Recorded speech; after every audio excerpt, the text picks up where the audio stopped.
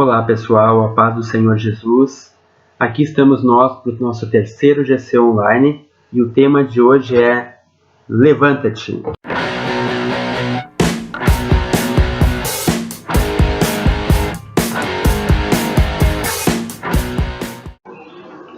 Estar em pé na presença de Deus tem uma grande importância e vale a pena a gente refletir. O texto que eu quero ler hoje está em 1 Coríntios 10, versículo 12. Aquele que pensa estar em pé, cuide para que não caia. Mas o que significa estar em pé na presença de Deus? Significa ter plena comunhão com Ele. É estar em Cristo, ligado à videira verdadeira.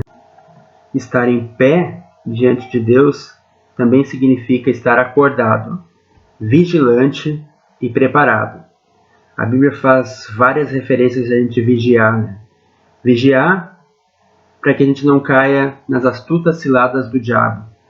Vigiar para que a gente não caia em tentação. Então, a vigilância, a oração é muito importante para que o inimigo não venha nos passar uma rasteira. Então, nós precisamos sim estar sempre preparados. A palavra de Deus nos diz em 1 Tessalonicenses 5:6, assim, pois, não durmamos como os demais. Pelo contrário, vigiemos e sejamos sóbrios. Sóbrio é aquela pessoa que está atenta, aquela pessoa que não está embriagada, né? Então nós precisamos estar sempre preparados para que a gente não caia em tentação, para que a gente não caia nas astutas ciladas do inimigo. E por que nós devemos estar em pé espiritualmente? Primeiramente porque a Bíblia diz em Atos 9:15 que nós somos vasos. Quem já viu um vaso deitado? Se não tiver tampa, todo o conteúdo vai ser perdido. O vaso ele precisa estar de pé. E a Bíblia diz que nós somos vasos de barro para a honra e para a glória dele. Também porque nós somos soldados, a menos que um soldado esteja dentro de uma trincheira, o soldado precisa estar de pé. E também porque nós somos atalaias. Atalaia é um vigia, era o soldado, o vigilante que ficava em cima das muralhas com uma trombeta e que ficava atento à aproximação do inimigo. Então nós precisamos estar atentos como atalaias, preparados como soldados e sermos vasos na mão de Deus. E quem permanece deitado está dormindo ou está morto. A Bíblia fala a respeito de 4 sonos espirituais que acontecem. O primeiro é o sono do desânimo e da depressão. É o sono que o profeta Elias teve quando fugiu da rainha Jezabel. Ele tinha obtido uma grande vitória espiritual no Monte Carmelo, fogo do céu caiu, mas quando ele soube que a rainha estava procurando acabar com a vida dele mesmo assim, então ele fugiu. Ele fugiu para o deserto, ele fugiu para o sul, e neste caminho ele teve uma espécie de depressão, de desânimo, se colocou debaixo de um arbusto, e ali ele fez uma oração pedindo a morte. Então a gente vê claramente, quando a gente lê o texto bíblico, que ele está com um quadro grave assim, de desânimo, de depressão. Esse é um dos tipos de sono espiritual que existe. O segundo é o sono da desobediência. A pessoa que desobedece, ela também não está acordada, ela está dormindo diante de Deus. Temos um exemplo clássico na Bíblia, que é o exemplo do profeta Jonas. Jonas tinha recebido a palavra do Senhor, que era para ele pregar na grande cidade de Nínive, pregar o arrependimento para aquela cidade, pregar que a cidade seria destruída se não se arrependesse. Mas em vez disso, ele desobedeceu a Deus e preferiu fugir para o lado oposto da cidade de Nínive. Ele foi até Jope, ele desceu até Jope, porque Jope ficava à beira do mar Mediterrâneo, tomou um navio e foi em direção a Tarsis. Nesse navio ele também desceu ao porão. Nota que a vida dele é só uma descida, né? Ele desceu e foi dormir no porão. Ali ele descia, ali ele dormia o sono da desobediência. O terceiro sono que a Bíblia nos mostra é o sono da concupiscência da carne. É aquela pessoa que se entrega aos seus próprios prazeres, a pessoa que quer viver apenas para si mesmo e não viver para Deus.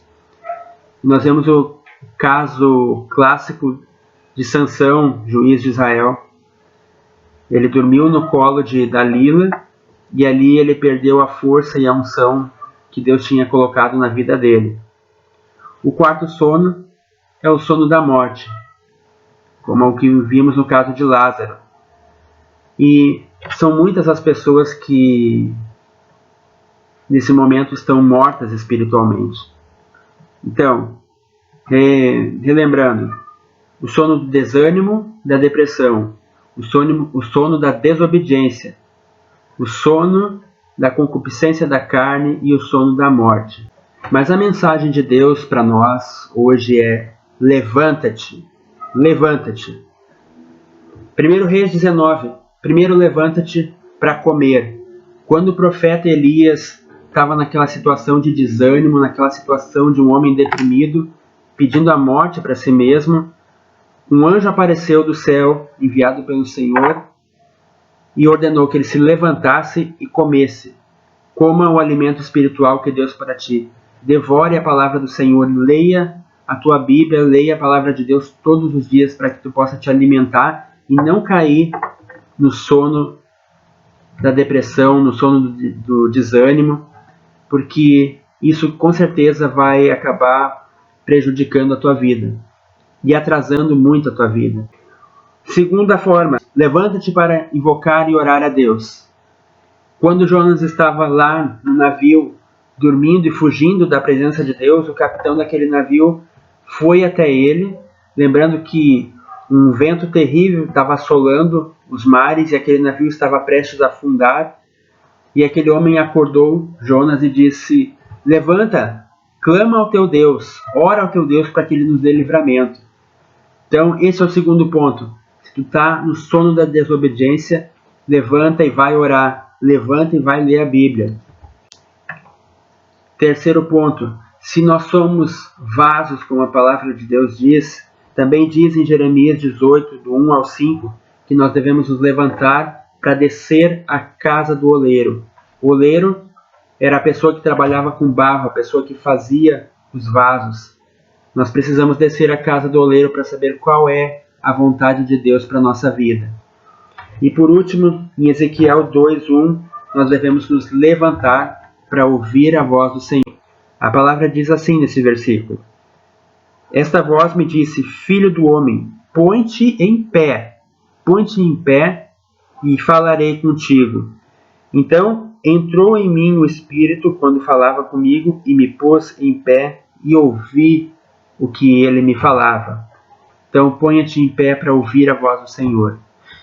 Até a semana que vem e espero que em breve a gente possa se reunir novamente de forma presencial. Deus abençoe a todos.